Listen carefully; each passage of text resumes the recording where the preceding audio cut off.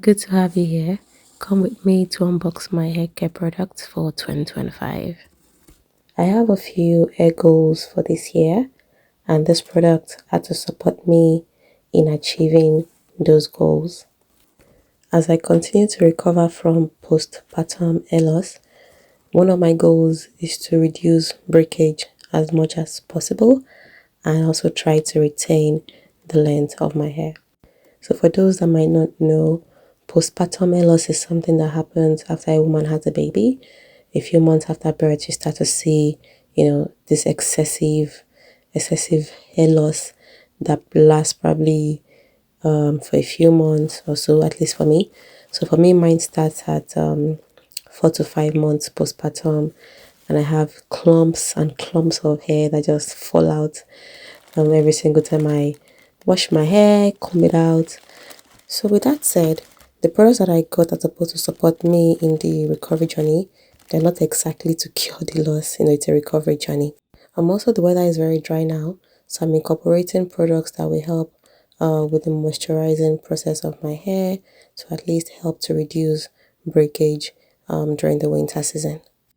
So with that being said, with the goals being highlighted, let's get started and go into the review of this product. Let's start with the shampoo. I went with the ORS Air Repair Coconut Oil and Baobab Invigorating Shampoo. It is sulfate free and it is recommended for dry, damaged hair and scalp. One of the main reasons why I went for this particular shampoo is that I've used the product in the past. I used the mint variant and it was really good.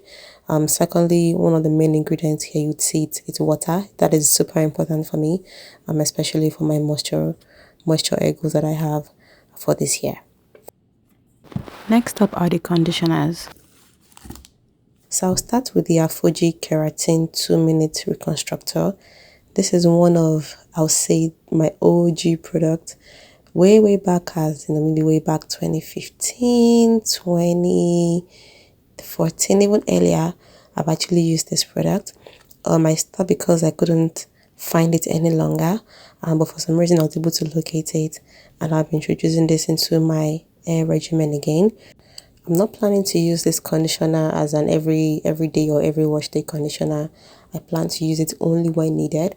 So for example, if I notice that my hair is really, it feels really limp, mushy and all of that, this is when I will use this conditioner. This is how I've used it in the past and it worked for me, and this is of course how I plan to use it as well this year.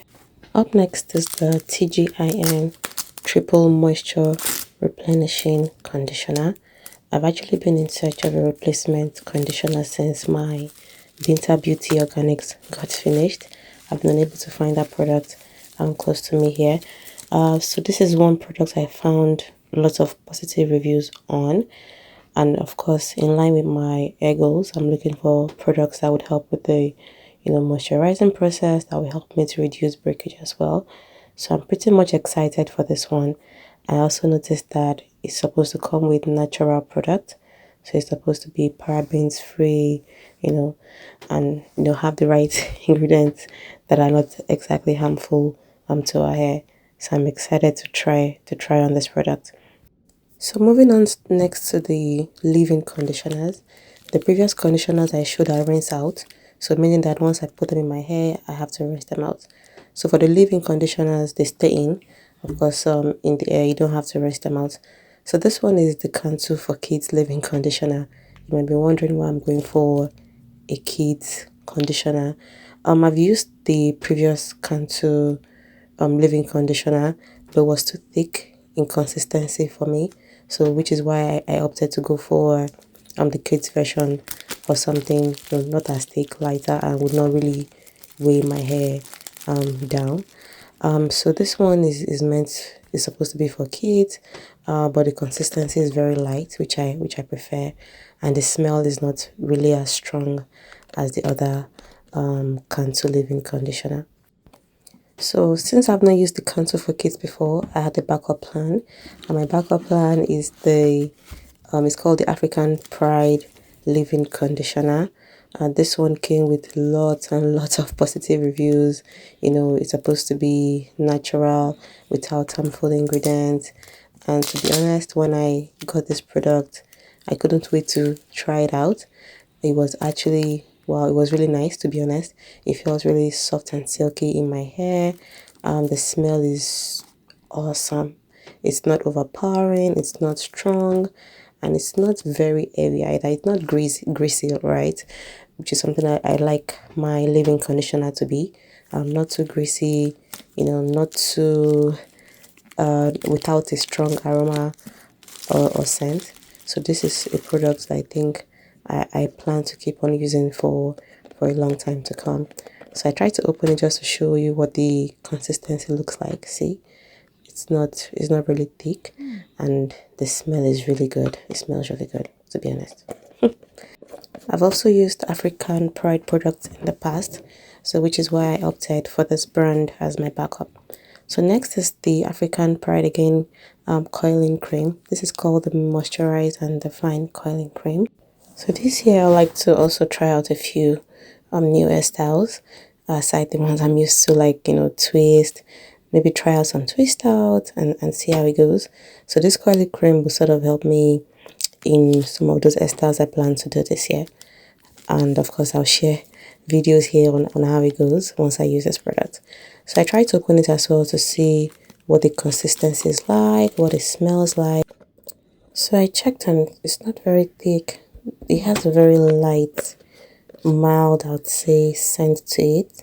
It's not very strong either. So I can't wait to use this product and of course share some reviews on it. So next up are my hair accessories. I've been on this search for what looks like these little clips for a while now. So this actually they come in handy on wash days when you're sectioning your hair. It just helps to put hair into sections, help you to separate some part of the hair from the other as I style. The last item in this package is the rat tail comb. So this comes in handy when I want to style my hair. I'm using just the long tail part.